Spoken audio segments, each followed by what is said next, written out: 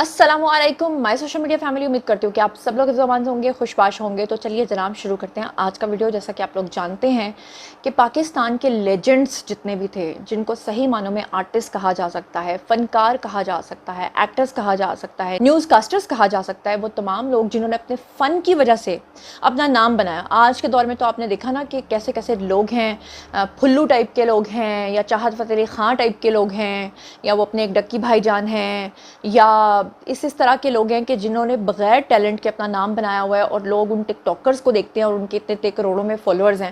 लेकिन सही मानों में जिसको फ़न कहते थे, फ़न को मुतारिफ़ कराने वाले लोग कहते थे, उन्हीं में नाम शामिल होता है जी न्यूज़ कास्टर पाकिस्तान टेलीविज़न की, रेडियो की ब्रॉडकास्टर तस्कीन ज़फ़र का। उनकी डेथ हो गई है। आज के वीडियो में मैं आपको ना सिर्फ उनकी बायोग्राफी के बारे में बताऊंगी, बल्कि उनकी पूरी ज़िंदगी का अहवाल आपको बताऊंगी, और उनके नमाज जनाजा में कौन कौन लोग शरीक हुए हैं उसके बारे में भी आपको बताऊंगी। ये भी बताऊंगी कि उनकी निजी ज़िंदगी को उन्होंने सोशल मीडिया पर इतना पर्सनल क्यों रखा हुआ था, आज के लोगों की तरह वो हुल्लड़बाजी क्यों नहीं किया करते थे जो पहले के लोग थे।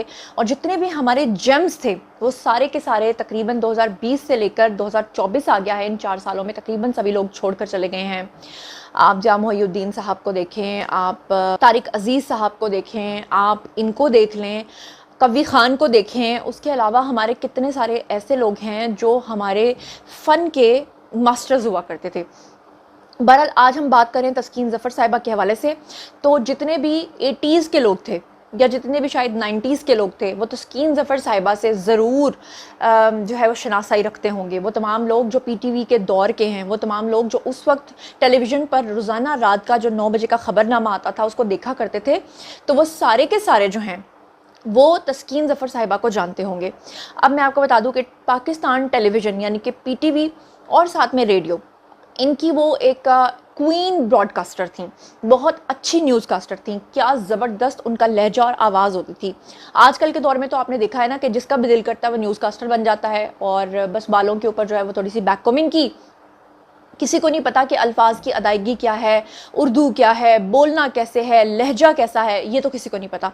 तो पहले क्या होता था कि जब PTV में आपकी अप्रूवल होती थी तो उस वक्त आपके अपीयरेंस की वजह से नहीं होती थी, बल्कि उस वक्त आपके टैलेंट की वजह से होती थी। और बाकायदा तौर पे न्यूज़ कास्टर्स जो होते थे वो एक एक साल, दो दो साल उसकी प्रैक्टिस किया करते थे।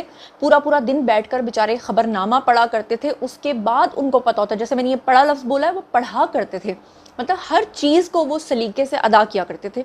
और क्या खूबसूरत उनकी पर्सनैलिटीज़ हुआ करती थी। आज हम बात कर लेते हैं तस्कीन ज़फ़र साहिबा की। तो मैं आपको बता दूं कि तस्कीन ज़फ़र साहिबा जो हैं वो कुछ अरसे से बीमार थी और रावलपिंडी की वो रहने वाली थी। मुख्तसर अलालत के बाद उनका इंतकाल हो गया। इन्ना लिल्लाहि व इन्ना अलैहि राजिऊन।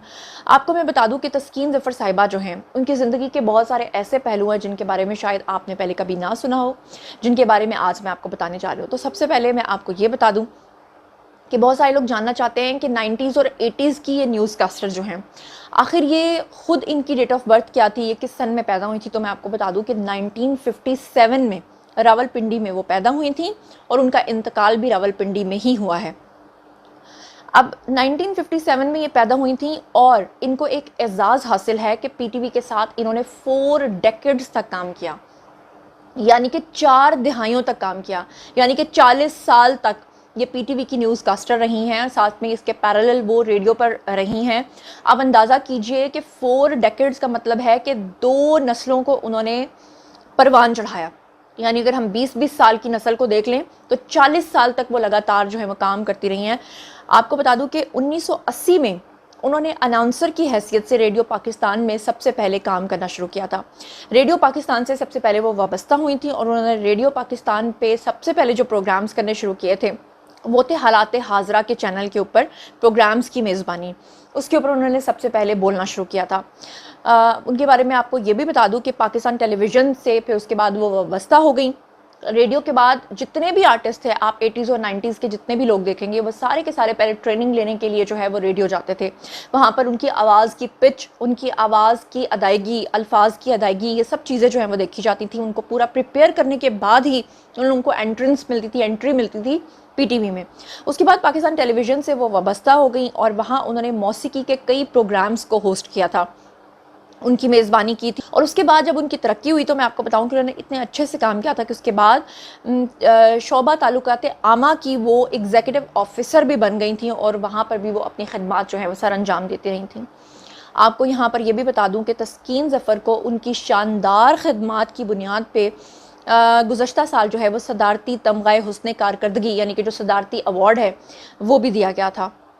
اب میں جیسا کہ آپ کو بتا چکی ہوں کہ تسکین ظفر جو ہیں وہ کافی عرصے سے علیل تھیں، مطلب بہت زیادہ ان کی علالت لمبی نہیں ہوئی ہے، اس سے پہلے ہی ان کی جو سول ہے وہ ڈپارچر کر گئی. لیکن آپ کو یہ بتا دوں کہ ان کا جو نماز جنازہ ہے وہ راولپنڈی ہی میں ادا کیا گیا. نماز جنازہ میں کن کن لوگوں نے شرکت کی اس کے بارے میں آپ کو بتا دیتی ہوں کہ نماز جنازہ میں ان کے بہت سارے عزیز و اقارب شامل تھے. اس کے علاوہ سیاسی اور سماجی شخصیات جو ہیں انہوں نے بھی اس کے اندر جو ہے وہ شرکت کی تھی. یہاں پہ میں نے کچھ ان کے بارے میں ڈیٹیلز لکھی ہیں جو اسپیشلی میں آپ کے لیے اس ولاگ کے لیے لے کر آئی ہوں، جو میں آپ کو بتانا چاہتی ہوں. سب سے پہلے میں آپ کو یہ بتا دوں کہ تسکین ظفر جو ہیں اب تک جو میں یہ ویڈیو بنا رہی ہوں ان کا نماز جنازہ جو ہے وہ پڑھا جا چکا ہے. ان کی ڈیتھ جو ہے وہ 9 جون کو ہوئی ہے. عیدگاہ راولپنڈی کے اندر ان کا نماز جنازہ ہوا. آپ کو میں بتا دوں کہ بہت ساری ایسی شخصیات ہیں جنہوں نے ان کے جنازے میں شرکت کی، جس میں سب سے پہلے جو ہے میں آپ کو بتاؤں گی کہ بہت سارے ویٹرن پولیٹیشنز جو ہمارے ہیں انہوں نے اس کے اندر شرکت کی. راجہ ظفر الحق نے ان کا نماز جنازہ پڑھا. اس کے علاوہ آپ کو بتا دوں کہ director news and current affairs radio Pakistan Aman Ullah سپرا نے بھی اس میں شرکت کی. اس کے علاوہ retired officer of state broadcaster انہوں نے شرکت کی. اس کے علاوہ ممبرز آف میڈیا انڈسٹری خاص طور پہ جن کا تعلق جو ہے وہ ریڈیو پاکستان سے تھا انہوں نے اس میں شرکت کی.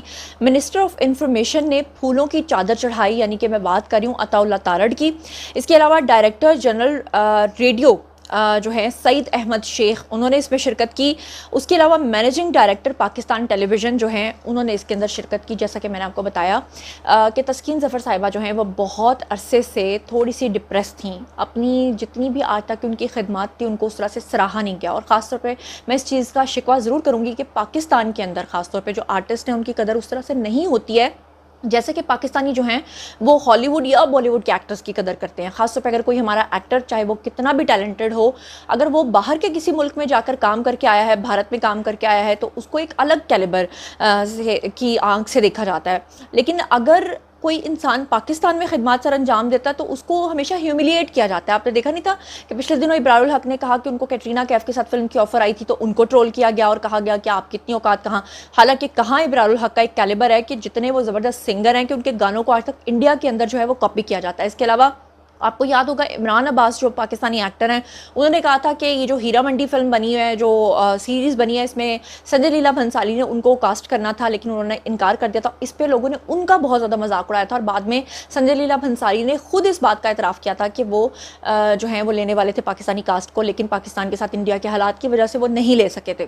تو مطلب ہمارے اپنے ہی لوگ جو ہیں وہ ہیوملیٹ کرتے ہیں.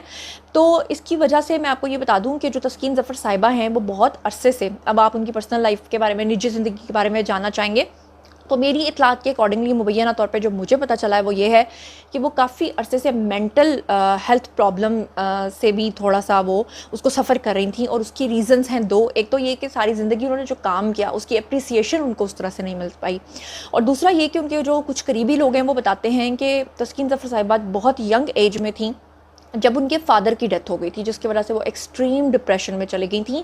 اور پھر اس کے بعد وہ مینٹل ہیلتھ کے حوالے سے جو ہے وہ سیشنز لیتی رہیں اور پھر اس کے بعد ساتھ ساتھ وہ اپنا کریئر جو ہے وہ کامیابی کے ساتھ رن کرتی رہیں.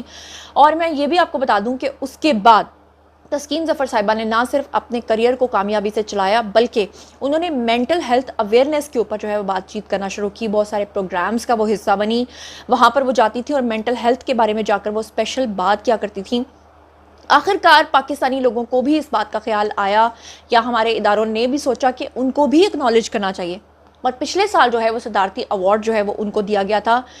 لیکن افسوس کی بات یہ ہے کہ اتنے سالوں کے بعد جب آپ کسی کو ریکگنائز کرتے ہیں تو میرا نہیں خیال کہ وہ چیز ویسے رہ جاتی ہے. اس کے علاوہ میں آپ کو یہ بھی بتا دوں کہ تسکین ظفر صاحبہ جو ہیں ان کو ایک اور بہت بڑا صحرا ان کے سر پہ جاتا ہے، اور وہ یہ ہے کہ 1998 میں مئی کے مہینے میں پاکستان گورنمنٹ کی طرف سے، نواز شریف کی طرف سے ایٹمی دھماکے کیے گئے تھے، اور اس وقت پاکستان پہ بہت زیادہ پریشر تھا، کیونکہ امریکہ نہیں چاہتا تھا کہ پاکستان اس کو اناؤنس کرے۔ پتہ تو سب کو تھا کہ پاکستان ایک ایٹامک پاور بن چکا ہے، لیکن چاہتا کوئی نہیں تھا کہ وہ ایٹمی دھماکے کیے جائیں۔ اس وقت جو ہے وہ نواز شریف نے ایٹمی دھماکے کروائے تھے۔ اور کیا آپ لوگ جانتے ہیں کہ تسکین ظفر صاحبہ جو ہیں وہ واحد نیوز کاسٹر تھیں جو 28 مئی کو دھماکے ہوئے تھے جو پاکستان کی طرف سے کیے گئے تھے، وہ سب سے پہلے جو اناؤنس کی تھی خبر ریڈیو پاکستان سے، اور جو اناؤنس کی گئی تھی وہ کس نے کی تھی؟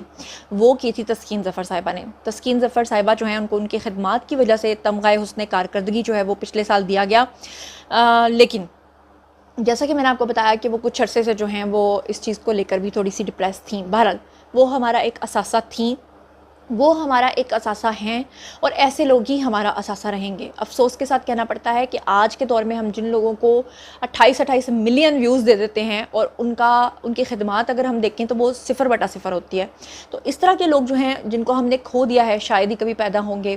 نور جہاں کا دور، نصرت فتح علی خان کا دور، تسکین ظفر کا دور، وہ 90s کا دور، وہ PTV کا دور، وہ ریڈیو پاکستان کا دور، وہ نیلام گھر کا دور، وہ ضیاء محی الدین کی آواز کا دور، وہ زبردست فلمیں، وہ کردار والے زبردست قسم کے PTV کے ڈراماز، شاید ہی پاکستان کو ایسا کبھی دوبارہ ایرا دیکھنے کو ملے۔ لیکن میری آپ سے ریکویسٹ یہ ہے کہ تسکین ظفر صاحبہ کے لیے ایک مرتبہ دعائے مغفرت ضرور کیجیے گا، اور ان کے لیے فاتحہ ضرور پڑھ دیجیے گا۔ اور جب آپ ان کے لیے فاتحہ پڑھ دیں اول آخر درود شریف کے بعد، تو میرے کامنٹ سیکشن میں ڈن ضرور لکھیے گا، کیونکہ جتنی مرتبہ آپ ڈن لکھیں گے مجھے سمجھ آ جائے گی کہ اتنے لوگوں نے ہمارے اس ویڈیو کے توسط سے ان کے لیے فاتحہ پڑھی ہے، تو آپ کو بھی ثواب ملے گا، اور کل کو جب ہم اس دنیا سے جائیں گے تو شاید ہمارے لیے بھی کوئی فاتحہ پڑھ دے گا۔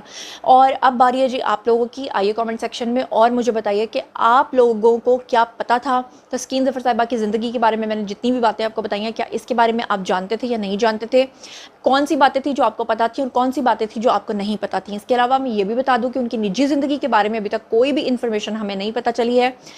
کچھ لوگ کہتے ہیں کہ وہ میرڈ تھیں لیکن شاید ان کی سپریشن ہو چکی ہوئی تھی، اور کچھ لوگ کہتے ہیں کہ وہ میرڈ ہی نہیں تھیں، اور کچھ لوگ کہتے ہیں ان کے بچے بھی تھے۔ لیکن جب ہمیں ان کے بارے میں یہ چیز پتہ چلے گی، جب میں کنفرم کروں گی تبھی آپ کو بتا سکوں گی۔ فی الحال تو بس جو چیزیں اور جو انفارمیشن میرے سامنے آئی ہے وہ ساری کی ساری میں نے آپ کے ساتھ شیئر کر دی ہے۔ اگر اب بھی آپ کا کوئی سوال ہے تو آئیے کامنٹ سیکشن میں لکھیے، پرسنلی جواب دوں گی۔ مزید خبریں، ولاگز، انٹرویوز اور سیاسی تجزیے جاننے کے لیے میرے ساتھ کنیکٹڈ رہنا ہرگز مت بھولیے گا۔ چینل کو سبسکرائب کر لیجیے گا۔ اپنا بہت بہت خیال رکھیے گا۔ اللہ نگہبان۔